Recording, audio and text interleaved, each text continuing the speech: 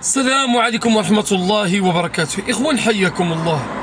كيف مشوا الإخوان وعرفتوا هذا الفيديو انتشر، معظم الناس شافوا هذا الفيديو هذا.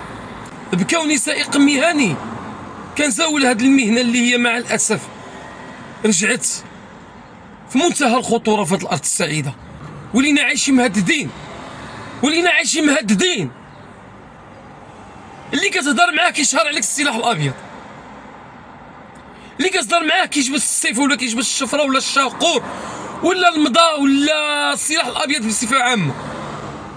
اسمعني هذاك الشمات هذاك الكلب، كتجبد المضا كتجبد السيف كتجبد الهراوة، هذا إن دل على شيء يدل على عدم الرجولة ديالك، على عدم اكتفاء. ما عندكش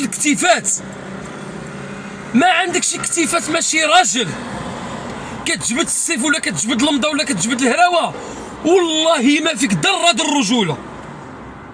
إخوان، كوني سائق مهني تعرضت بزاف من هاد الأمور بحال هادي، ولا داعي ندخلوا في بعض الأمور اللي هي وقعت لي شخصية.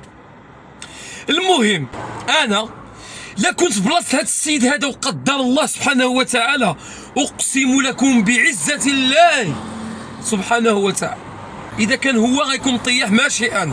ولكن دابا سؤال، واش حنا كسائقين مهنيين نخرجوا في يدنا السيوفة، غنخرجوا في يدنا الشواقر؟ هذا مخالف شرع الله أولا عز وجل، ومخالف شرع القانون. بمجرد وقع لك معاه مشاحنات سوء تفاهم في الطريق عدة المرات، أنا كنطالب السلطات يتخذوا أقصى العقوبات من هذا الهماج هذا.